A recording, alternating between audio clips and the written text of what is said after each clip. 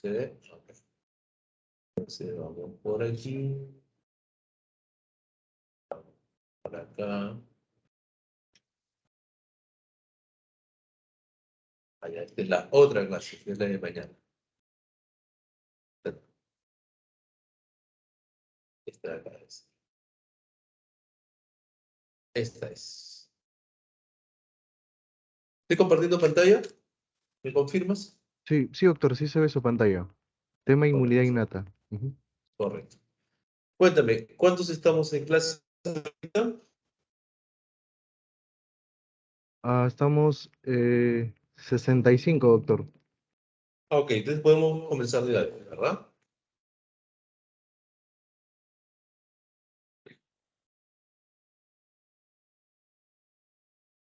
Muchachos, muy bien. Vamos a hablar sobre la inmunidad. Un poquito de historia antes de comenzar. La inmunoterapia inició su transformación a través de la vacunación y seroterapia. Eso sucedió gracias a Edward Jenner. Espérame, se me apareció una cosa acá. Ok. Gracias a Edward Jenner, que fue quien originó los sueros contra la viruela y se erradicó oficialmente la viruela a partir de los años 1980, ¿no? Él no ha sido el único en un problema. A ver. Ay, ahora sí. Está cambiando, ¿verdad? Confírmame, porque se me Sí, había medio doctor. colgado acá. Sí, Ok, se demora un poquito, pero sí muy cambia. bien. Ok. La revolución en la inmunoterapia ha venido pasando desde esas épocas. Han habido hitos importantes, como el de Adolf Weingart en el año 1901, realmente que fue el que desarrolló el suero antidifteria y posteriormente también el suero antitetánico. James Ferran en los años 1885 fue el primer propulsor de una vacunación masiva contra la tifus en los años 1920. Salk, más o menos, fue el que hace la vacuna contra la poliomielitis de forma parenteral. Y en ese mismo año, en 1955, Albert Sabin habla sobre la vacuna oral contra la poliomielitis. ¿Pero qué es inmunidad? Inmunis viene del prefijo de protegido.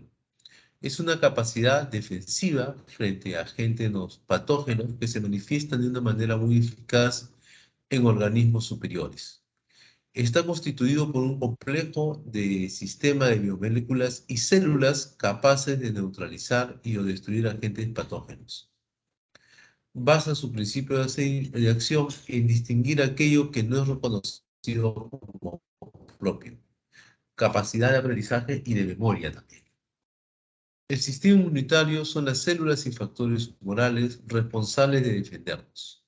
Su principal función es mantener la integridad antigénica del organismo. Destruye toda célula no identificada como propia.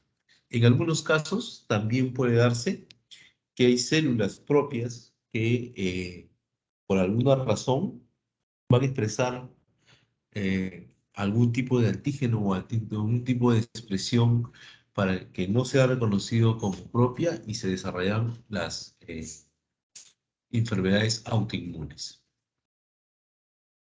Dentro de nuestras barreras del sistema inmune, básicamente está dividido en dos grandes grupos, la inmunidad innata y la inmunidad adquirida.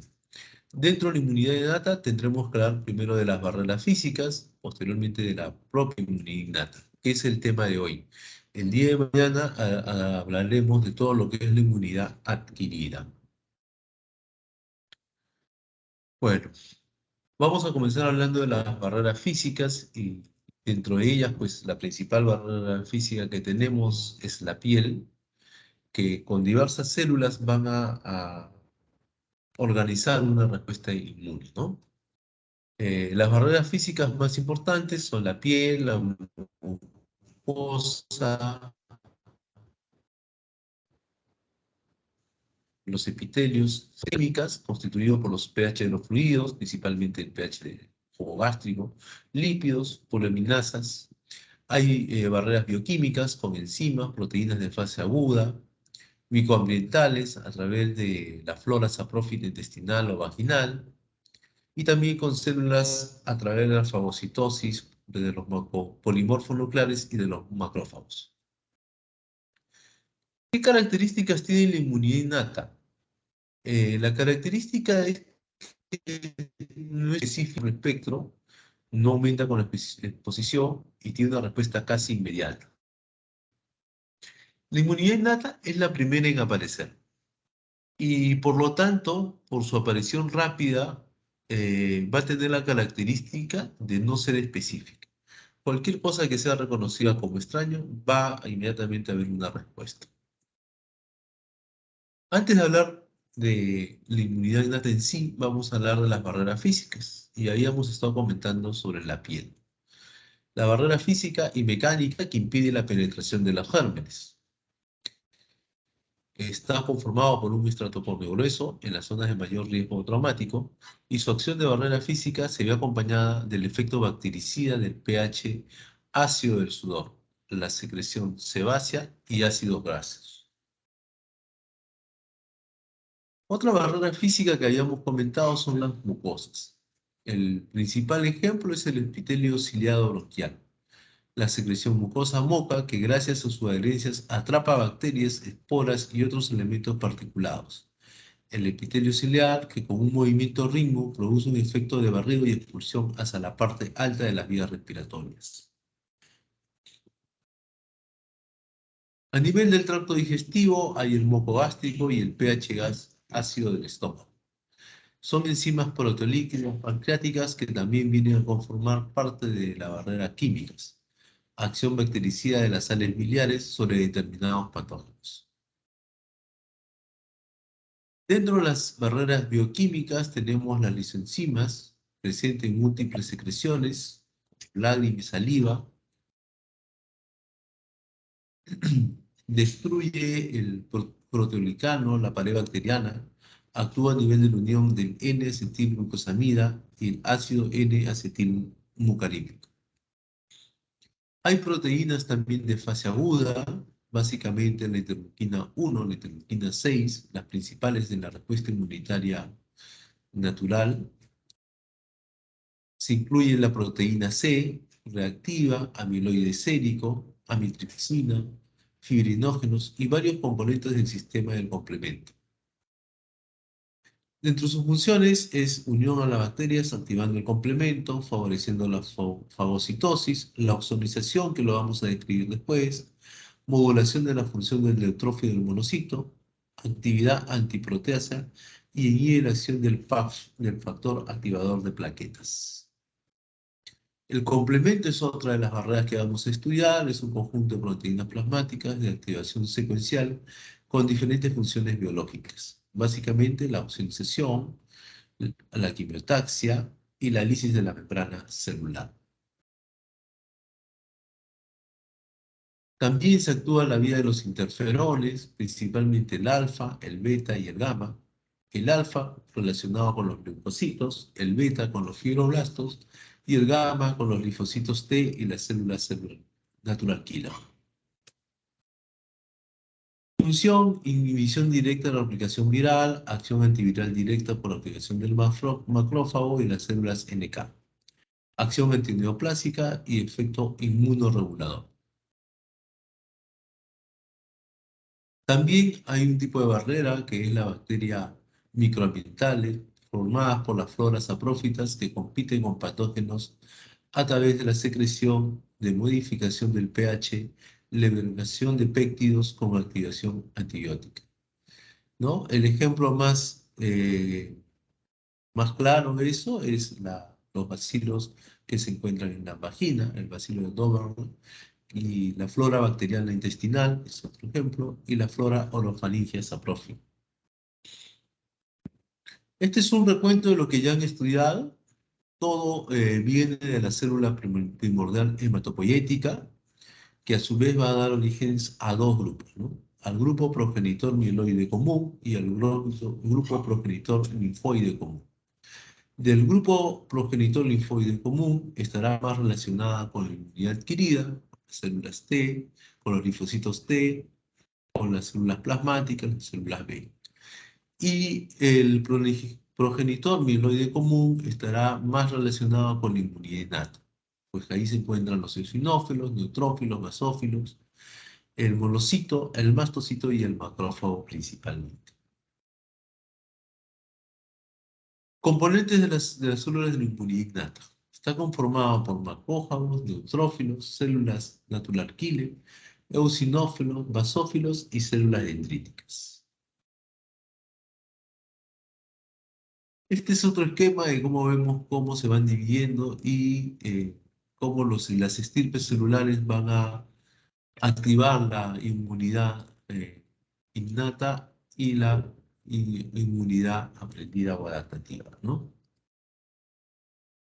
Las células implicadas en la respuesta innata básicamente son las células de estirpe mieloide, son los granulocitos como el eosinófilo, el neutrófilo y el basófilo, el monocito macrófago, los mastocitos. Y con relación a las células de estirpe linfoide, básicamente las células natural killer. Los polimorfos nucleares tienen una producción en la médula ósea, tienen una vida media muy corta, de 2 a 3 días, corresponden del 60 al 80% total de los leucocitos sanguíneos. Son capaces de adherirse al endotelio vascular y atravesarlo. Las formas maduras tienen un núcleo multilobulado y diversos gránulos citoplasmáticos. Se van a clasificar según su división histológica de los gránulos, polulantes neutros, básicos o eosino. Por eso llevarán los nombres de neutrófilos, basófilos y eosinófilos. Tienen una acción amplia, pero a la vez no específica. Juegan un papel importante en la inflamación aguda, junto con anticuerpos y complementos de la protección contra las infecciones. Es la primera célula que llega al lugar de la infección. Están guiados por sus receptores que detectan cambios muy sutiles de la concentración de moléculas microbianas. Alcanzan y se acumulan en el lugar de infección, la quimiotaxis, y fagocitan a los microorganismos y los destruyen por mecanismos oxidativos y enzimáticos principalmente. El monocito se convierte en macrófago o en células presentadoras de antígeno. El 75% de los monocitos sanguíneos están adheridos al endotelio, pero al abandonar la circulación se convierten en macrófagos tisular residentes.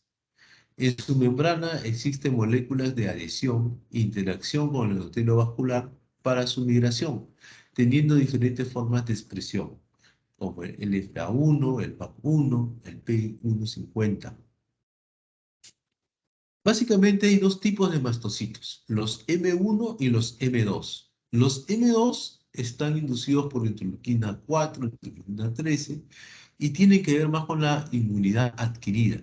En cambio, los mastocitos tipo 1 están inducidos por la inmunidad innata, factor de necrosis tubular, hacen fagocitosis e inician la respuesta inflamatoria. Con respecto a los neutrófilos, diremos rápidamente que su principal función es la destrucción de bacterias. Ayudan a los macrófagos, pero demoran un poco más en llegar a la zona de ataque. Los eosinófilos, su principal función es la destrucción de los parásitos y participan en las reacciones alérgicas, al igual que los basófilos. Su principal función será la destrucción de parásitos y participan en reacciones alérgicas. Los linfocitos son los que organizan la respuesta inmune, ¿no? Esta es otra forma de ver cómo está conformado las células del sistema inmune innato. Y vemos que en los tejidos vamos a encontrar al macrófago y a la célula cebada, ¿no? El macrófago va a actuar por fagocitosis y presentación de antígenos. Y la célula cebada va a brindar protección de mucosas. En la sangre vamos a tener a los neutrófilos, eosinófilos, basófilos y células natural killer, ¿no? Con sus diferentes formas de acción dependiendo del microorganismo que nos está atacando. Pero, ¿qué y cómo se reconoce la inmunidad innata? Los fagocitos, las células dendríticas y otras células, son capaces de reconocer a los PANs, que son los patrones moleculares asociados al patógeno, y a los DAMs, a los patrones moleculares asociados al daño. Estas células reconocen estas sustancias e inician la actividad de la inmunidad innata. Realmente hay varios patrones de reconocimiento. Acá tenemos, por ejemplo, algunos que son solubles, otros asociados a las membranas y otros a la membrana citoplasmática. De todos estos, mencionaremos que los más importantes dentro de los asociados a las membranas son los TOL, el TOL TLR1, TLR10. Y con respecto a los que están en el citoplasma, son los NOL. Vamos a describirlos un poquito más en detalle a ellos. Aquí está lo que estábamos diciendo, los receptores más importantes son los TOL, se localizan en la membrana plasmática y endosomas. Gracias a ello podemos reconocer microbios intracelulares y digerirlos. Como respuesta al conocimiento de antígenos, liberan factor de necrosis tumoral tipo alfa. El NOP está formado por un conjunto de proteínas citoplasmáticas que conforman un polímero denominado inflamosoma, que siempre me olvido su nombre, inflamosoma. Reconoce productos de células muertas, como el ATP, el ácido úrico y otros productos microbianos, y liberan interleuquina 1 como mediador. Aquí tenemos un esquema donde tenemos el receptor de membrana tipo TOL, que va a estar, se va a ubicar en tres lugares: en la membrana extracelular, en la membrana citoplasmática y también en la pared endosómica. Desde ahí, una vez que ha identificado a la pared celular bacteriana, se va a unir y a partir de ahí se iniciaría una cadena para la destrucción de esta bacteria. En este caso, activará las citocinas como el factor de necrosis tumoral y ello llevará a un aumento de la expresión de las moléculas de adhesión. Por otro lado, los NOL van a ser intracitoplasmáticos. Entonces, ellos esperarán que la bacteria atraviese la membrana, llegarán al citoplasma y una vez ahí el NOL identificará a este agente externo, se unirá a él y va a originar dos cosas: salida de potasio, activación de cristales endógenos y de cristales exógenos para iniciar una reacción inflamatoria. Asimismo, la capasa 1 se unirá a este complejo de manera inactiva y a través de este inicio de proceso inflamatorio pasará a ser la capasa activa y será la encargada de destruir al antígeno, ¿no? ¿Cómo así? Mediando la interleuquina 1B principalmente, ¿no? Y produciendo un proceso de inflamación aguda. Entonces, para resumir, es muy importante decir que los TOR los vamos a encontrar en la membrana extracelular, citoplasmática y endosómica. Y los NOL los encontraremos solamente a nivel citoplasmático.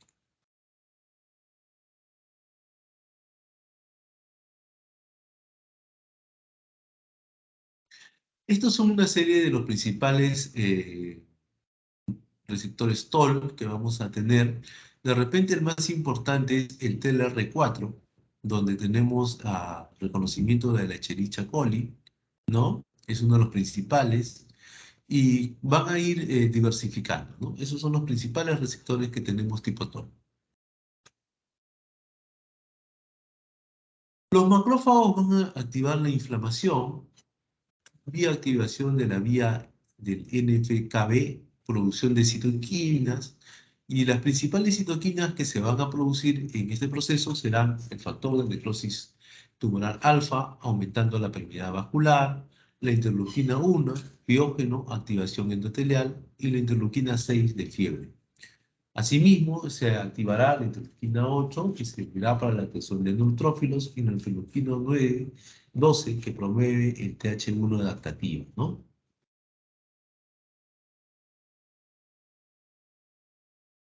Esta fagocitosis se va a realizar con dos procesos. Uno que es dependiente del oxígeno a nivel intracelular, y veremos cómo se va a ir actuando. Se activará el lisosoma, el fagolisosoma, lo imbuirá a la bacteria y dentro de ello, a través del proceso inflamatorio, lo destruirá y posteriormente lo excretará por un mecanismo de exocitosis. Pero también hay procesos independientes del oxígeno, donde está el estallido respiratorio y generación de los ROMs. En esta vía que está a la izquierda, vemos que el paso más importante es del NAP al NAF y al unirse al agua, ¿no? Que identificará a la bacteria y iniciará toda la cascada de producción para su ataque y eliminación.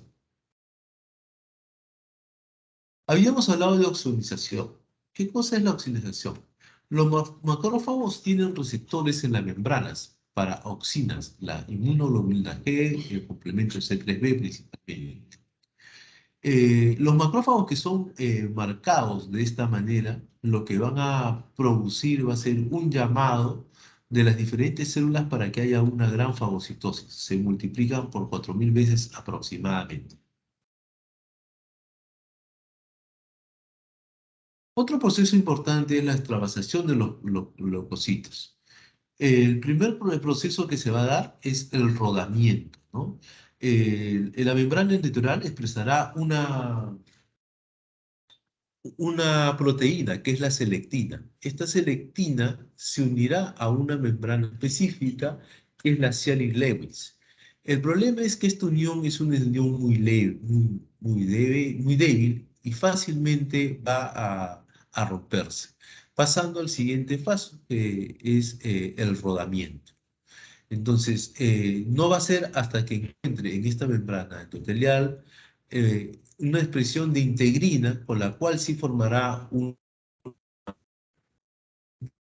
más estable a través de las uniones ICAN y BETCAN, y a través de ello se iniciará la transmigración y la diapidesis a través del PETCAN1 y la introducción al proceso de migración con las quimioquinas y la vía del complemento C5A y la interleuquina 8 principalmente.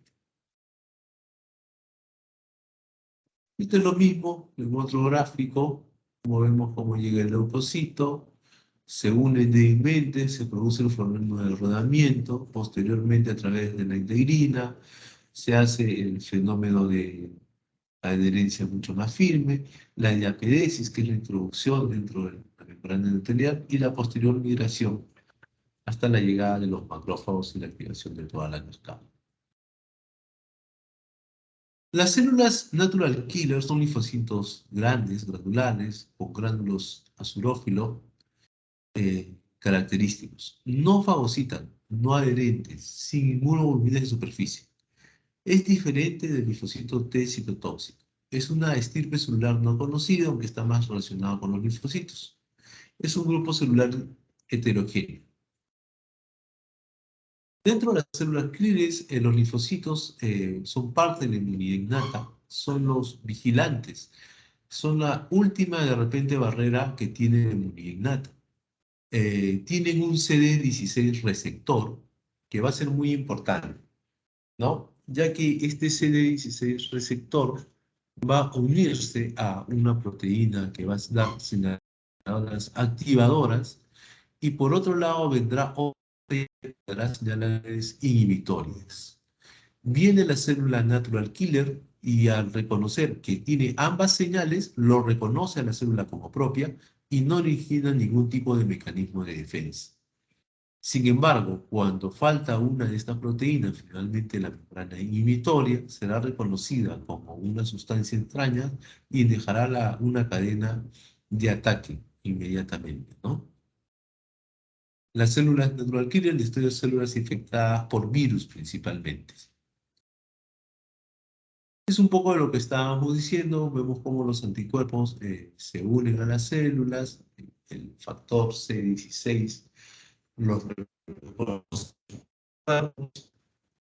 y si es que es reconocido como natural, pues no habrá respuesta, pero inmediatamente lo reconozco como extraño iniciará una cascada de respuesta inmediata, ¿no? A través de la apoptosis de la célula. La vía de complemento es otro mecanismo que tenemos para la inmunidad innata. Son una serie de proteínas plasmáticas sintetizadas en el hígado. Una vez que se activa la vía del complemento, se activa toda una cascada de activación con su posterior amplificación de la respuesta inmune. Durante la cascada de activación enzimática se generarán mediadores quimiotácticos y oxoninas.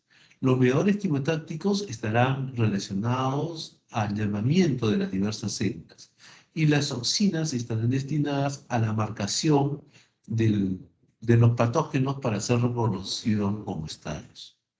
Además, se van a generar los poros de ataque lítico. La vía de complemento básicamente tiene tres vías, que es la vía clásica, la vía de complemento, la vía de las lecitinas y la vía alterna. Ambas van a producir, o las tres producirán inflamación, fagocitosis y una membrana de ataque. La vía clásica es la primera en descubrirse, está descrita con la letra C, más un número. Además, los fragmentos pequeños tendrán la letra A y los fragmentos grandes tendrán la letra B. A excepción del C2 que no cumple esa regla, ¿no? Del mismo modo, las lecitinas se van a describir de la misma manera.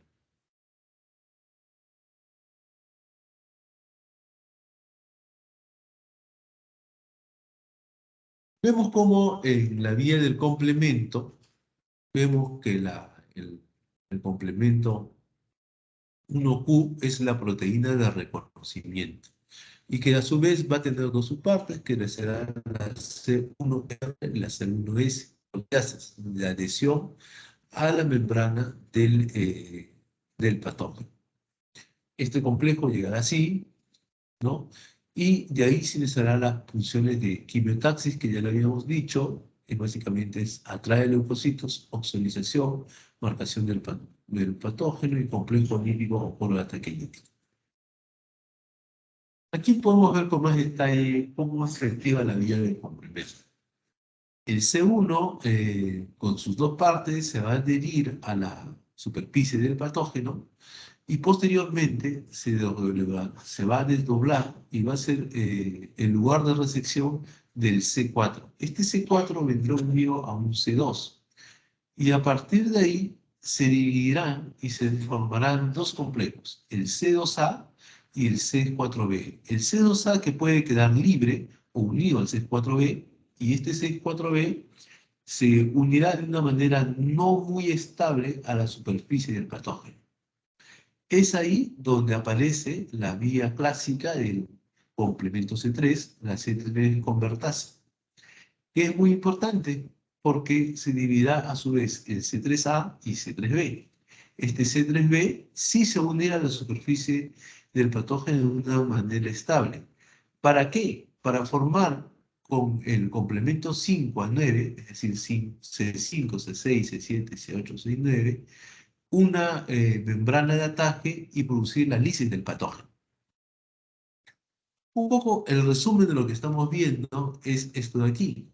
La C3 convertirá sobre la C3 y se convertirá en C3A y C3B. La C3A, función quimotáctica, la C3B, función oxidonización o demarcación. Del mismo modo, la C5 convertasa dividirá la C5 en C5-3B, en este complejo, C3B, C5, ¿no? Se va a dividir y tendrán funciones quimotácticas y de oxidonización. Pero el C5B se unirá al C5, al C6, al C7, al C8, al C9 y formará lo que se llama el polo de ataque lítico. Y vemos cómo el C5 proteasa se va a unir al C3B para posteriormente dividirse en C5B y C5A. El C5A activará la función de quimiotaxinas y el 5B lo marcará la célula y les hará la función de C5B que se unirá al C6, C7, C8 y va a ser la que va a formar el polo de ataque lítico. ¿Qué cosa es un polo de ataque lítico? es un tipo de canal que va a permitir el ingreso del agua de manera indiscriminada hasta que la célula estalle. Aquí tenemos un poco más de cómo se forma este porolítico.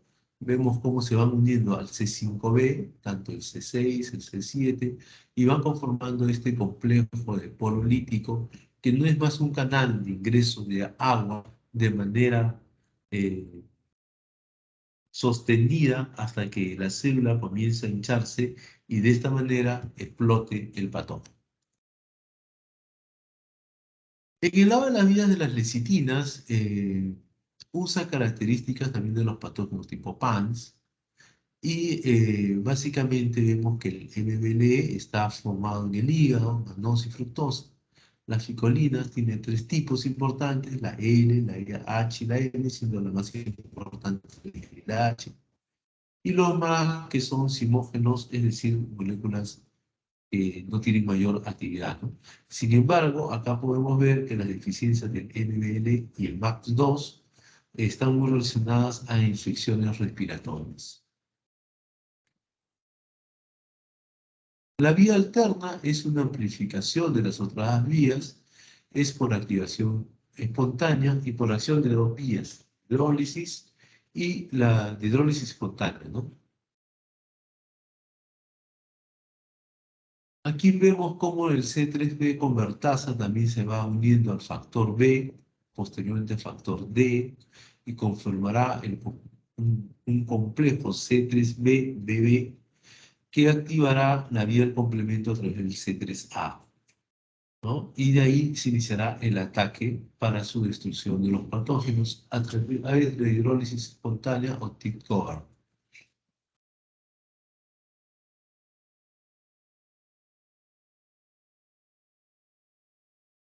El problema de esta vía es que la C3 convertasa alterna tiene muy poco tiempo de vida y tiene que unirse al factor P, a la protardina, para volverse estable y a partir de ahí desarrollar una respuesta con los neutrófilos.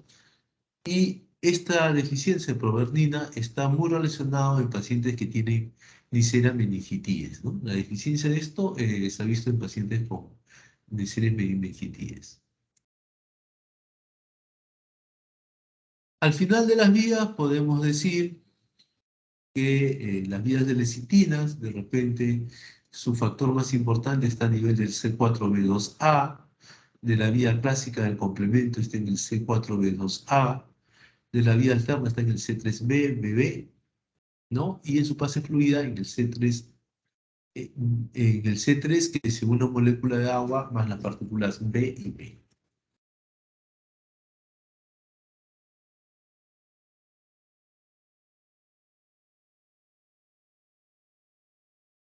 Las principales funciones de las moléculas del complemento, ahí, la C1, se une los fagocitos, se une la M.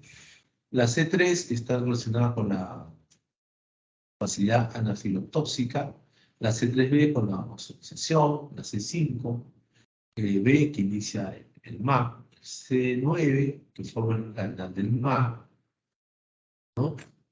Y tanto la C3 convertasa en la fase fluida como la C5b convertasa. Bueno, todo esto va a estar mediado por inflamación, que también es un componente propio de la inmunidad. Está eliminada y se eliminan los microorganismos, recluta fagocitos al lugar de la lesión y puede ser aguda o crónica. Básicamente se van a dar 5 pasos. El primero de ellos es la vasodilatación, el segundo es la inflamación marginal, secundario es la vasodilatación, que va a producir leucocitos, se van acercando a la pared de los vasos sanguíneos y comienzan a acercarse los leucocitos al endotelio vascular. Sabemos cómo se produce esta vasodilatación, esto debió estar antes. Posteriormente se formará un fenómeno de rodamiento también a través de una ligasa Cian-Lewis, expresada en la superficie de los leucocitos, que son uniones laxas, como ya hemos dicho. Por lo tanto, rodarán hasta que encontrarán una molécula de adhesión, como los ICAM. Una vez que han encontrado estos ICAM, favorecerán la producción de interleuquina 1 y factor de necrosis alfa, y pasarán al siguiente paso, que es la migración. Los leucocitos son atraídos por quimiosinas y factores quimiotácticos al sitio de la lesión. Los leucocitos liberan colagenasa para atravesar el endotelium vascular. Este proceso es llamado transmigración o diapiresis. A través de ello ya activarán toda la vía de la fibrina, fibronectina, las quimiosinas, y iniciarán la respuesta con los macrófagos y las diversas sustancias de ataque. Es un poco de lo mismo, de los pasos de inflamación. Bueno, y hay partido, ¿no? Algunos no los vamos a perder el partido. Ok, muchachos, es un poco denso el tema, espero haber podido ayudarlos en la explicación. Y ya siendo casi las 9 y teniendo que atender pacientes, creo que vamos por terminar. ¿Hay algún comentario, alguna pregunta que quieran hacer, Jeremy?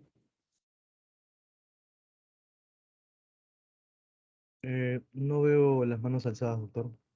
Chicos, ¿tienen alguna pregunta con respecto al tema?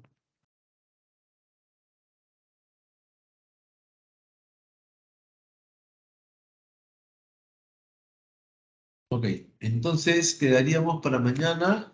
Mañana sí les voy a pedir iniciar un poquito más tarde, 8:15, 8:20, porque tengo que ir temprano a firmar unos documentos y tengo que regresar a casa para poder hacer la clase. ¿Correcto? Sí, doctor. Está Entonces bien. estamos 8:15 más o menos comenzando, 8:15, 8:20. Ojalá que podamos un poquito antes.